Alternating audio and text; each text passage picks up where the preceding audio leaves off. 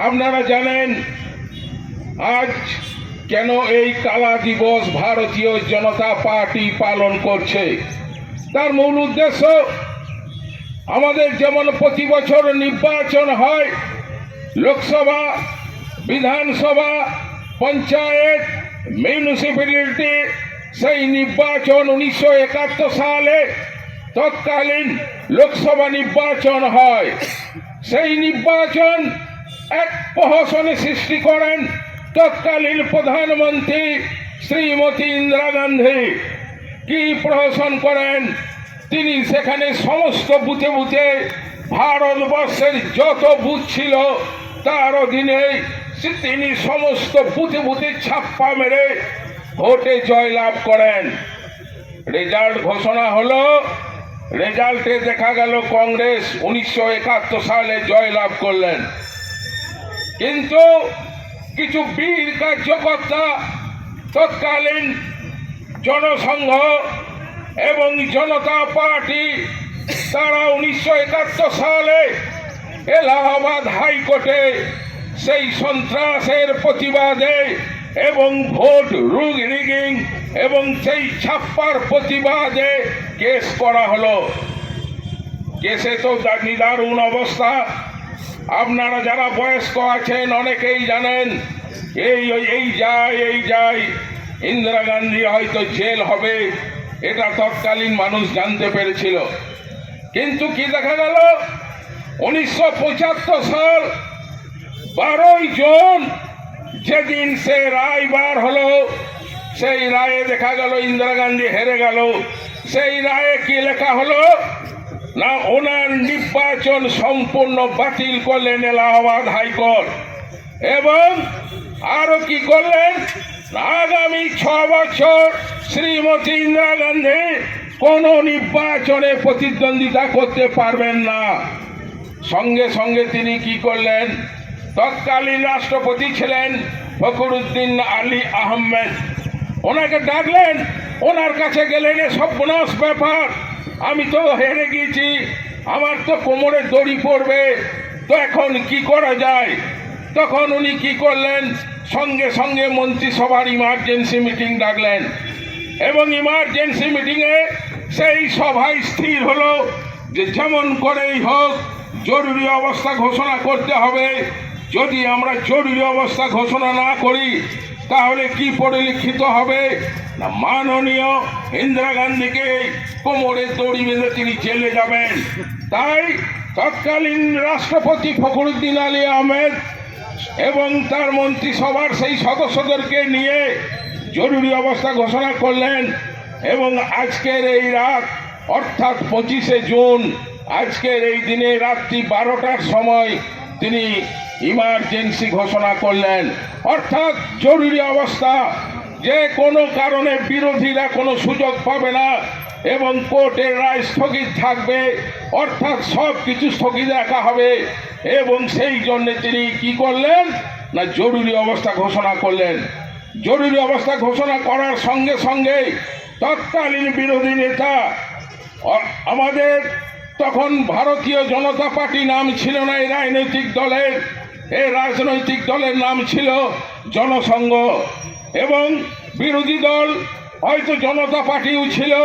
তৎকালীন কি হলো না, তৎকালীন দেখা গেল সেই রায় ঘোষণা হওয়ার সাথে সাথেই আমাদের যে সমস্ত বরিষ্ঠ কার্যকর্তা, দক্ষ কার্যকর্তা, তাদেরকে একে একে জেলে পোড়া হলো।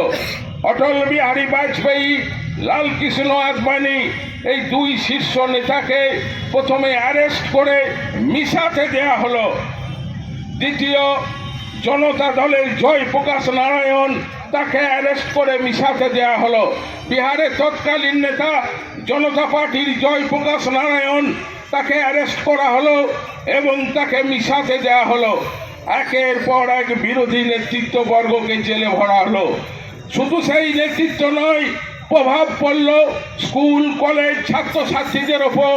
আপনারা যারা এখানে বয়োজ্যেষ্ঠ আছেন, 1975 সালে 26শে জুন অর্থাৎ 25শে জুন সেই রায় কার্যকরী হয়নি, সেটা ঘোষণা হয়েছিল। সেই রায় কার্যকরী হয়েছিল 26শে জুন, অর্থাৎ 26শে জুন একের পর এক সমস্ত বিরোধী রাজনৈতিক দলের নেতাদেরকে, কি কমিউনিস্ট, কি জনতা, কি রাষ্ট্রীয় বিভিন্ন বিরোধী দলকে একের পর এক ধরে গারদে পোড়া হলো। তার ফলে কি হলো, এক অস্থির পরিবেশের সৃষ্টি হলো। তৎকালীন বহু ছাত্র যুব নেতাকে গুলি করে মারা হয়েছিল, আপনারা জানেন, এখানেও জানেন। সেই ছাত্র আন্দোলনকে তারা CPIML এর নাম করে তারা কি করেছিল, নকশালিস্ট বলে যারা আন্দোলনকে তীব্রতর করেছিল তাদেরকে গুলি করে মারা হয়েছিল। আমরা তখন জানি তৎকালীন এই ইলামবাজারের অনেক নেতাকে ইনকাউন্টার করা হয়েছিল, আমরা সেটা জানি। এখানকার বহু নেতাকে, তৎকালীন দু একজন নেতাকে, এই ইলামবাজারের নেতাকে ইনকাউন্টার করা হয়েছিল। সেই নেতার নাম ছিল সম্ভবত অনিমেষ মাহাতো। তাকে কি করা হয়েছিল বন্ধুগণ, না তারা ছাত্র আন্দোলনে ছিলেন। সেই ছাত্র আন্দোলন তাকে তৎকালীন আমাদের এই সুখবাজার জঙ্গল অর্থাৎ ৬৯ নাগাদ তাকে গুলি করা হলো, ইনকাউন্টার করা হলো। তারপর তার লাশ এই ইলামবাজার বাস স্ট্যান্ডে ফেলা হয়েছিল। অর্থাৎ আমরা জানি একের পর এক অত্যাচার করেছিল, কিন্তু সেই অত্যাচার তারা বেশি দিন ধরে রাখতে পারেনি। সেই অত্যাচার মাত্র 2 বছর 1977 সালে কি দেখলাম, সেই পরিলক্ষিত হলো। আমরা কি পরিলক্ষিত করলাম, 1977 সালে কোর্টের রায়ে আবার আমরা পুনরায় সেই নির্বাচনে লড়াই হলো, অর্থাৎ ইমার্জেন্সি তুলতে বাধ্য হলো। ব্যাপক হারে দিকের পর দিক গ্রামে গঞ্জে সেই আন্দোলন সৃষ্টি হলো। সেই আন্দোলনের কাছে তাদেরকে সেই ইমার্জেন্সি প্রত্যাহার করতে বাধ্য হতে হলো। তারপর 1975 সালে আবার নির্বাচন পরিলক্ষিত হলো। নির্বাচনে কি হলো, সমস্ত বিরোধী এক হলো, অর্থাৎ ভারতীয় জনতা পার্টি। আজকে যাকে ভারতীয় জনতা পার্টি দেখছেন, এই ভারতীয় জনতা পার্টি তৎকালীন আমাদের এই নামে ছিল না। আমরা তখন আমাদের চিহ্ন, আজকে যেমন পদ্ম ফুল ছিল, তখন আমাদের চিহ্ন ছিল জ্বলন্ত প্রদীপ। আমরা তখন বিরোধী দলের সঙ্গে ঐকমত্যে বসে, অর্থাৎ তখন বামফ্রন্ট ছিল, তখন জনতা দলও ছিল, বিভিন্ন দলের সঙ্গে ঐকমত্য প্রচেষ্টায় আমরা বললাম ভারতীয় জনতা পার্টি যে নীতি আদর্শে বিশ্বাস করে তাদের কাছে দল বড় নয়, দেশ বড়। তাই আমরা দলের স্বার্থে আমরা তৎকালীন কি করলাম, আমাদের যে নির্বাচনী প্রতীক ছিল সেই প্রতীককে বিসর্জন দিয়ে আমরা জনতা দলের সঙ্গে সামিল হলাম এবং আমরা একজোটে লড়াই করলাম। এবং লড়াই করে তৎকালীন আমরা কি করলাম না, তখন আমরা নেতা নির্বাচন করলাম জনতা পার্টির মোরারজি দেশাই, অর্থাৎ মোরারজি দেশাই তখন প্রধানমন্ত্রী হলেন। এবং তিনি প্রধানমন্ত্রী হওয়ার পর আমরা কি দেখলাম, কংগ্রেসের কি নিদারুণ করুন, অর্থাৎ সেই কংগ্রেসকে আমরা তারপরেও দেখলাম তাদের সেই দল ভাঙানো খেল। তারা অর্থাৎ এই সরকার 3-4 বছর চলার পর তারা আবার দল ভেঙে, অর্থাৎ ওই জনতা পার্টি আবার বিশ্বাসঘাতকতা করে আমাদেরকে আবার দূরে সরিয়ে দেয় এবং তারা কংগ্রেসের সঙ্গে হাত মিলিয়ে তারা আবার পুনরায় সরকার গঠন করে। কিন্তু আমরা কি দেখলাম, অসৎ উদ্দেশ্য বেশি দিন চলে না, অসৎ উদ্দেশ্য বেশি দিন ছিল না। তারপর আমরা 1980 সালে ভারতীয় জনতা পার্টি প্রতিষ্ঠা করে আজকে আমরা বাংলাদেশের মধ্যে বিস্তারিত তথ্য দিয়ে জানালাম। বন্দে মাতরম, ভারত মাতা কি। माता की भारत माता की भारत माता की वंदे वंदे वंदे। বন্ধুগণ, আজকের এই আকাশে যে কালো মেঘ, মনে রাখবেন এই কালো মেঘ আজকের নয়, এই কালো মেঘ ভারতের আকাশে ছেয়েছিল সেই দিন। দিনটা 1975 সাল। আজকের দিন 25শে জুন। 1975 সাল 25শে জুন সারা ভারতবর্ষে এক একনায়কতান্ত্রিক সরকারের স্বৈরাচারী মনোভাব প্রকাশ পেয়েছিল জাতীয় জরুরি অবস্থা ঘোষণার মাধ্যমে।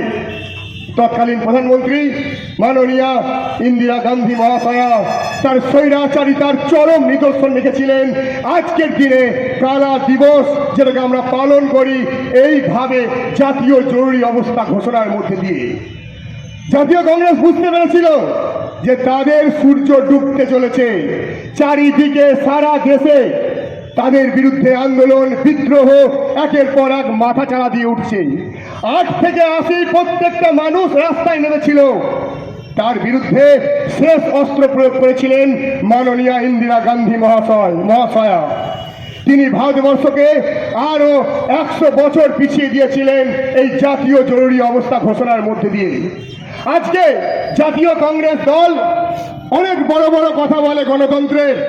আমি সেই জাতীয় কংগ্রেসের কাছে প্রশ্ন করতে চাই, সেই দিন আপনাদের এই এত বড় বড় কথাগুলো কোথায় ছিল, যেদিন আপনারা গণতন্ত্রকে পদদলিত করেছিলেন? ভুলে গেছেন গণতন্ত্রের চতুর্থ স্তম্ভ যাকে আমরা বলি নিউজ এজেন্সি। আপনারা নিউজ পেপার, রেডিও, টিভি প্রত্যেকের ওপর সেন্সরশিপ চাপিয়েছিলেন, কারণ নিজস্ব মত প্রকাশের স্বাধীনতা ছিল না। আপনারা 352 নং ধারা জারি করে জাতীয় জরুরি অবস্থা জারি করেছিলেন। 358, 359 নং ধারা জারি করে মানুষের জীবনের অধিকার কেড়ে নিয়েছিলেন। হাজার হাজার লক্ষ লক্ষ মানুষ, সাধারণ মানুষ, রাজনীতিবিদ প্রত্যেকে আপনারা কারাগারের পিছনের অন্ধকারে ফেলে দিয়েছিলেন। ভুলে গেছেন সেই দিনটা? আজকে আপনারা বড় বড় কথা বলেন, আজকে আপনারা গণতন্ত্রের কথা বলেন, আপনাদের মুখে গণতন্ত্র মানায় না। আপনারা গণতন্ত্রের সবচেয়ে বড় হত্যাকারী। যে গণতন্ত্রের মানুষ স্বাধীনভাবে কথা বলতে পারে, যে গণতন্ত্রের সংবাদ মাধ্যম নিজেদের মত প্রকাশ করতে পারে, সেই মত প্রকাশের গলা কেটে দিয়েছিলেন আপনারা। ভুলে গেছেন আজকের দিনটা? আজকে আপনাদের মুখে এত বড় বড় কথা, বিজেপি এই করছে, বিজেপি মানুষের এই বাধা দিচ্ছেন, বিজেপি মানুষের অধিকার হরণ করছে। মনে রাখবেন আমাদের এই ভারতবর্ষ সারা পৃথিবীর মধ্যে সর্ববৃহৎ গণতান্ত্রিক দেশ, আর আমাদের বিশ্বের মধ্যে সর্ববৃহৎ রাজনৈতিক দল হচ্ছে ভারতীয় জনতা পার্টি। এই ভারতীয় জনতা পার্টি কখনো গণতন্ত্রের পথ থেকে বিচ্যুত হয়নি, কোনোদিন হবে না। আমাদের ঈশ্বর তুল্য লাল কৃষ্ণ আদবানিজি, আমাদের অটল বিহারীজি প্রত্যেককে আপনারা অন্ধকার কারারুদ্ধ করেছিলেন। ভুলে গেছেন সেই দিনটা? আপনারা মিশা প্রয়োগ করেছিলেন। ইন্দিরা গান্ধী মিশা প্রয়োগ করে প্রত্যেকটা মানুষের অধিকার হরণ করেছিল। একটা মানুষ পুলিশের কাছে, আদালতের কাছে যেতে ভয় পেত, তাদের সেই আদালতের কাছে প্রতিকার চাওয়ার অধিকার কেড়ে নিয়েছিল। বন্ধুগণ, এগুলো তো গেল অনেক ওপরের কথা। একদম সবচেয়ে নিচের কথা বলি, শুনলে আমাদের গা ঘৃণায় ভরে উঠবে। ইন্দিরা গান্ধীর ছোট ছেলে সঞ্জয় গান্ধী, তিনি বন্ধ্যাকরণ অভিযান করেছিলেন। নাক্সবন্দি, যাদের 2 বা 2-এর বেশি সন্তান, তাদেরকে সমস্ত সুবিধা থেকে বঞ্চিত করা হয়েছিল। অবিবাহিত অনেক অসংখ্য পুরুষকে বাধ্য করা হয়েছিল বন্ধ্যাকরণ করতে। হাজারের ওপর মানুষ মারা গেছিল। ভুলে গেছেন সেই কালো দিনটা? আজকের এই আকাশের কালো মেঘ তার সাক্ষী যে আপনারা ভারতের আকাশে কিভাবে কালো মেঘ ছেড়ে দিয়েছিলেন। আপনারা ইংরেজদের যে স্বৈর শাসন, সেই স্বৈর শাসনকে পার করে দিয়েছিলেন। জাতীয় কংগ্রেস আজকে আস্তে আস্তে ভারতের রাজনৈতিক প্রেক্ষাপট থেকে আস্তে আস্তে তাদের সূর্য ডুবতে চলেছে, তারা আস্তে আস্তে অদৃশ্য হতে চলেছে। মনে রাখবেন, আপনাদের এই অদৃশ্য হয়ে যাওয়ার মেন কারণ, প্রধান কারণ হচ্ছে 1975 সালের সেই 25শে জুন দিনটা, যেদিন আপনারা সারা ভারতবাসীর কাছ থেকে তাদের অধিকার, তাদের স্বপ্ন সমস্ত কিছু কেড়ে নিয়েছিলেন। সাধারণ মানুষ কথা বলতে ভয় পেত। যদি কেউ সরকারের বিরুদ্ধে আঙুল তুলত, যদি কেউ সরকারের বিরুদ্ধে কথা বলতো, তাকে পৌঁছতে হতো জেলের অন্ধকারে, কোনো রকম তার বিচার ছাড়া। 1977 সালে 21শে মার্চ, মনে রাখবেন, এই জাতীয় জরুরি অবস্থা এমনি এমনি বন্ধ হয়নি। যদি সেই দিন নির্বাচনে ইন্দিরা গান্ধী তথা কংগ্রেস সরকার জয়লাভ করত, তাহলে এই জাতীয় জরুরি অবস্থা হয়তো আবার তিনি চালাতেন। তিনি বিচার বিভাগের কণ্ঠরোধ করেছিলেন, বিচার বিভাগের গলা তিনি টিপে ধরেছিলেন, বিচার বিভাগের স্বাধীনতা তিনি খর্ব করেছিলেন। তিনি বাধ্য করেছিলেন সংসদকে নতুন করে আইন পাস করতে, যে আইনে সরকারের ক্ষমতা সর্বোচ্চ হয়ে ওঠে এবং বিচার বিভাগকে সরকারের নিচে নামিয়ে আনা হয়। ধন্যবাদ দিন ভারতীয় জনতা পার্টিকে। এই ভারতীয় জনতা পার্টি প্রত্যেকের ন্যায়, সাম্য, স্বাধীনতার কথা বলে। আপনারা বলতে পারবেন ভারতীয় জনতা পার্টি কখনো কারো কণ্ঠস্বর কেড়েছে, কখনো কারো কথা শোনেনি, কখনো কোনো দাবি মানেনি? বলতে পারবেন না। শুধুমাত্র এই ভারতের কংগ্রেস তারা চিরকাল তাদের স্বৈরাচারিতার পথ অবলম্বন করেছে। আর আমরা জানি ইন্দিরা গান্ধী ছিলেন সেই স্বৈরাচারিতার চরম নিদর্শন। তার কাছে ব্যক্তি প্রয়োজনীয় ছিল না, তার কাছে ছিল রাষ্ট্র প্রয়োজনীয়। তার কাছে রাষ্ট্রের বেদিমূলে ব্যক্তিকে উৎসর্গ করা কোনো বিষয় ছিল না। তিনি চাইলে যখন তখন তিনি রাষ্ট্রের বেদিমূলে ব্যক্তিকে উৎসর্গ করেছেন। তিনি সমস্ত নিরপরাধ মানুষ যারা কোনো রাজনীতিতে যুক্ত নয়, সাধারণ খেটে খাওয়া মানুষ, তিনি তাদেরকে নিজের স্বার্থে, নিজের দলের স্বার্থে তাদেরকে রাজনৈতিকভাবে কারারুদ্ধ করে রেখেছেন দীর্ঘদিন ধরে মিশা আইনের মাধ্যমে। আজকে সেই দিনটা মনে পড়লে বন্ধুগণ, আপনাদের কি রক্ত গরম হয় না? আমাদের এই ইলামবাজারে এনকাউন্টার করা হয়েছে, বিভিন্ন শিক্ষিত মানুষকে নকশাল বানিয়ে তাদের জেলের ভিতরে পচিয়ে রাখা হয়েছে। তার একমাত্র কারণ হচ্ছে এই কালা দিবস 25শে জুন জাতীয় জরুরি অবস্থা। আরে জাতীয় জরুরি অবস্থা তখন ঘোষণা করা হয় যখন একটা দেশ অন্য দেশ দ্বারা আক্রমণের ভয় থাকে, একটা দেশের মধ্যে সশস্ত্র বিদ্রোহ হয়। তার মধ্যে কোনটা হয়েছিল? চীন আক্রমণ করেছিল না পাকিস্তান আক্রমণ করেছিল? কেউ আক্রমণ করে। আক্রমণ করেছিলেন আপনি আপনার ওই রাজনৈতিক হাতিয়ার দিয়ে সমস্ত ভারতের সাধারণ মানুষের কণ্ঠরোধ করেছিলেন। আপনি সমস্ত ভারতের মানুষের কণ্ঠরোধ করে, বিচার ব্যবস্থার কণ্ঠরোধ করে, নিউজ এজেন্সির কণ্ঠরোধ করে আপনি চারিদিকে আপনার স্বৈরতন্ত্রকে কায়েম করেছিলেন। আর আমাদের ভাবতে ঘৃণা লাগে যে এত বড় ভারতবর্ষ, এত বড় গণতান্ত্রিক দেশ, সেই দেশে এত বড় একনায়কতান্ত্রিক স্বৈরতান্ত্রিক ঘটনা ঘটেছিল। আমাদের এটা মনে করতে লজ্জা হয়। আজকের দিন সেই লজ্জাকর দিন। আমাদের মাননীয় জেলা সভাপতি চিত্রবাবু যে বললেন গলায় কালো কাপড়, এই কালো কাপড় হচ্ছে সেই শোকের প্রতীক। যে কালো দিন জাতীয় কংগ্রেস আমাদের জীবন এনে দিয়েছিল, সেই কালো দিনের প্রতীক হচ্ছে আমাদের এই কালো কাপড়। আমাদের আকাশে বাতাসে কালো ধোঁয়ায় ভরে দিয়েছিল, মানুষ শ্বাস নিতে পারেনি, স্বাধীনতার শ্বাস। মানুষের স্বাধীনতা ছিল না, মানুষ তার গলা উঁচু করে কথা বলতে পারেনি। সরকারের বিরুদ্ধে তো অনেক পরের কথা, কংগ্রেসের বিরুদ্ধে কথা বললে পর্যন্ত তাদেরকে বিনা বিচারে আটক করা হতো। এখন আমার একটাই প্রশ্ন এখানে উপস্থিত সমস্ত জনগণের কাছে, আপনারা কি বর্তমানে এই পরিবেশে বাস করছেন? বাস করেন না। মনে রাখবেন, এটা ভারতীয় জনতা পার্টি। এই ভারতীয় জনতা পার্টি লাল কৃষ্ণ আদবানিজির আদর্শে চলে। এই ভারতীয় জনতা পার্টি অটল বিহারীজির আদর্শে চলে। এই ভারতীয় জনতা পার্টি সমস্ত মানুষের ন্যায় নীতির পক্ষে কথা বলে। তাই আজকে সারা বিশ্বের মধ্যে সর্ববৃহৎ রাজনৈতিক দল হচ্ছে আমাদের এই ভারতীয় জনতা পার্টি। এবং এখানে উপস্থিত যে সমস্ত ভারতীয় জনতা পার্টির সদস্য, তারা আমরা প্রত্যেকে গর্ববোধ করি যে আমরা এই বিজেপির সদস্য। মনে রাখবেন, আমাদের এই পশ্চিমবঙ্গে এই যে বিজেপির উত্থান, আপনারা লিখে রাখুন, এই বিজেপির উত্থান শুধু সবেমাত্র শুরু হয়েছে। এর গতি, এর রথের চাকা, এর রেলগাড়ির চাকা 500 পার করে 1000 বছরে গিয়েও থামবে না। এবং তার মূল কারিগর হবেন আপনারা, যারা পশ্চিমবঙ্গকে এক নতুন পথ দেখাবেন, যারা পশ্চিমবঙ্গকে সারা ভারতবর্ষের মধ্যে 1 নম্বর রাজ্যে পরিণত করবেন। এবং আপনাদের সঙ্গে আছে আমাদের ভারতীয় জনতা পার্টি, যারা সবসময় আপনাদের সাহায্য করতে প্রস্তুত। রাত থেকে দিন, সকাল থেকে সন্ধে, যখন আপনাদের প্রয়োজন এই ভারতীয় জনতা পার্টি আপনাদের সঙ্গে আছি। মনে রাখবেন বন্ধুগণ, কংগ্রেস কিন্তু এই কাজ কখনো করেনি। তারা ছিল শুধুমাত্র পরিবারতান্ত্রিক দল। তারা চিরকাল পরিবারকে তারা প্রাধান্য দিয়ে গেছে। যখন দেশের মানুষ খেতে পায়নি, তখন কংগ্রেসের যুবরাজ ইটালিতে গেছে নিজের বার্থডে পালন করতে, তাই তো? সেই কংগ্রেস আজকে তাদের সূর্য আস্তে আস্তে সন্ধ্যা নয় রাতের আকাশে হারাতে চলেছে। আর আমাদের ভারতীয় জনতা পার্টির সূর্য এখন মধ্য গগনে, শুধুমাত্র আপনাদের জন্য, আপনাদের জন্য, আপনাদের কণ্ঠস্বর হয়ে ভারতীয় জনতা পার্টি চিরকাল আপনাদের মধ্যে, আমাদের সারা দেশের মধ্যে জ্বলজ্বল করতে চায় সূর্যের মতো। আমি আমার বক্তব্যকে বেশি দীর্ঘায়িত করবো না বন্ধুগণ। মনে রাখবেন, 1975 সালের এই 25শে জুন তারিখটা আমাদের জীবনে চিরকাল একটা কালো দিন, কালো দাগ হয়ে লেগে থাকবে। আর আমাদের ভারতীয় জনতা পার্টির প্রধান লক্ষ্য হচ্ছে ওই কালো দিনটাকে ভুলিয়ে মানুষকে তাদের উন্নতির পথে এগিয়ে নিয়ে যাওয়া, সর্বোচ্চ শিখরে আমাদের ভারতবর্ষকে নিয়ে গিয়ে বসানো, যাতে আমরা বলতে পারি মেরা দেশ মহান। জয় হিন্দ, বন্দে মাতরম, ভারত মাতা কি জয়।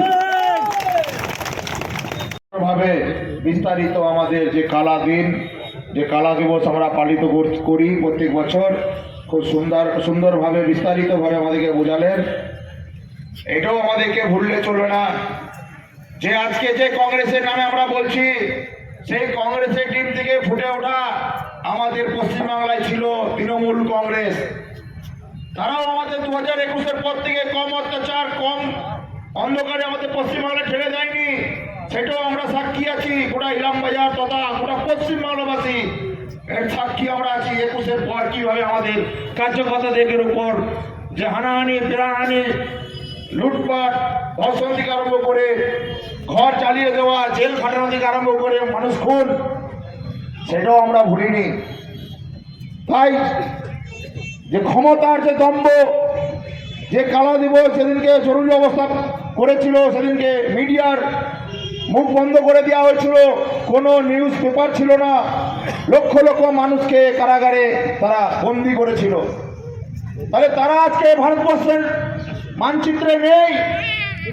আর সেরকমই আমাদের পশ্চিমবাংলার মানচিত্রেও তৃণমূল কংগ্রেস নেই।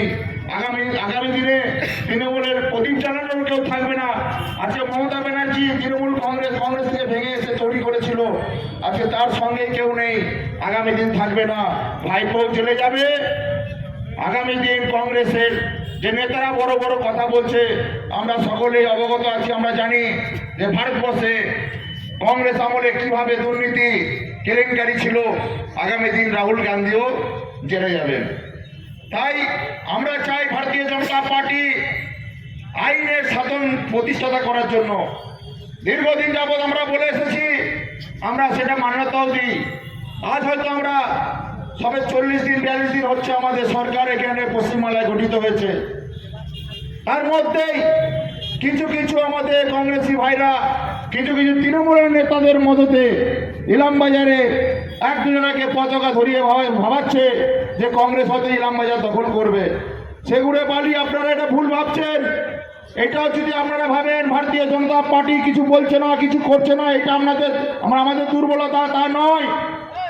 আমরা হয়তো আপনাদেরকে সম্মান জানাচ্ছি, রাজ্য নেতৃত্বের কথা শুনে আপনাদের হয়তো আমরা কিছু বলছি না, সেটা আমাদের দুর্বলতা নয়। যেদিনকে এটা অতিক্রম করবে সেদিনকে আপনারা হারে হারে টের পাবেন। কিন্তু এই জিনিসটা ভুলবেন না, আইন আমরা হাতে নেব না। আমরা চাই আইনের শাসন প্রতিষ্ঠিত হোক, আইনের মধ্য দিয়ে আমরা তাদের সাজার ব্যবস্থা করব। যারা যারা দুর্নীতির সাথে যুক্ত, যারা যারা মানুষের হক ছিনিয়ে খেয়েছে, সকলের নামে আমরা এফআইআর মাধ্যমে এফআইআর করে তাদেরকে প্রশাসনিকভাবে আমরা জেল খাটাবো। তাই আমরা নিজের আইন আমরা হাতে তুলব না। আগামী দিন যারা ইলামবাজার এখনো পর্যন্ত বুক ফুলিয়ে ঘুরে বেড়াচ্ছেন, ভাবছেন বিজেপি নেতারা তো আমাদেরকে কিছু বলছে না, কিছু করতে পারেনি, অনেকে গ্রামে বলছে আমাদের কি করে নিলি, তারাও সাবধান হয়ে যান। আমরা চুপচাপ আছি বলে ভাববেন না আমরা কিছু করব না। তাই অনেকজন দেখি ইলামবাজারে যারা কোটি কোটি টাকা চাকরির নামে টাকা নিয়ে লুট করে খেয়েছেন, সকাল বিকেল দেখি বুক ফুলে ঘুরে বেড়ান। আপনাদের লজ্জা লাগা উচিত যে আজকে চুরি করো ইলামবাজারের বুকে আপনারা বুক ফুলে ঘুরে বেড়াচ্ছেন। মানুষ সেদিনকে আপনাদেরকে ধরবে, সেদিনকে জনরোষ আপনি আটকাতে পারবেন না। তাই আপনাদেরকেও বলে রাখি, সাবধানে ঘোরাফেরা করবেন। কেননা আমরা কিছু বলছি না বলে প্রশাসন চুপ করে আছে তা নয়। আর একটা কথা বলি ইলামবাজারবাসী, সাধারণ মানুষকে, যারা যারা আপনারা 21 সালের পরে আক্রান্ত হয়েছেন, ঘর লুট করেছে, আপনাদের ব্যবসা বাণিজ্যের জন্য টাকা পয়সা নিয়েছে, সকলকে বলছি আপনারা থানায় যে কমপ্লেন জানান, তার নামে আমরা প্রশাসনের মাধ্যমে তাদের ব্যবস্থা গ্রহণ করাবো। প্রত্যেকটা ইলামবাজারবাসী, ইলামবাজার ব্যবসাদারদেরকে আমরা বলতে চাই, যাদের কাছে 10,000, 20,000, 50,000 টাকা নিয়েছিল তৎকালীন 21 সালে, তাদের নামে আপনারা এফআইআর করুন। বাদ বাকির দায়িত্ব আমাদের প্রশাসন বুঝে নেবে। কোনো ভয় খাওয়ার কারণ নেই। এতদিন তৃণমূলের সরকার ছিল, ভয় খেয়েছেন। আজকে ভারতীয় জনতা পার্টি সরকার প্রতিষ্ঠিত হয়েছে, একটা রাষ্ট্রবাদী দল আমাদের পশ্চিমবাংলায় এসেছে, প্রতিষ্ঠিত হয়েছে। তাই নির্ভয়ে আপনারা যান, থানায় কমপ্লেন করুন। আমরা অনেক খবর আমাদের কাছে আছে, কারা কত টাকা দিয়ে দোকান খুলতে বাধ্য হয়েছিল, কারা একটা দোকান খোলানোর জন্য টাকা নিয়েছে, বিভিন্ন জায়গায় বিভিন্ন দপ্তরে দুর্নীতি। তাই আপনাদেরকেও আমরা বলবো যে আপনারা ইমিডিয়েট থানাতে গিয়ে আপনারা এফআইআর করুন। যাদের নামে দুর্নীতি আছে তাদের সকলকে আমরা অ্যারেস্ট করানোর ব্যবস্থা করব। এবং এখন আমাদের খুব একটা পশ্চিমবাংলায় চলছে জানেন তো, ডিম থেরাপি। তো সেটাও আমরা চাই ইলামবাজারে ডিম থেরাপি হোক, মানুষ দেখুক যে যারা দুর্নীতি করেছে তাদের ছাড় নয়, আমরা চাই যারা কোটি কোটি টাকা দুর্নীতি করে ঘরে আত্মসাৎ করে রেখেছে তাদেরও একই রকম ডিম থেরাপি হোক। কি আপনারা চান তো?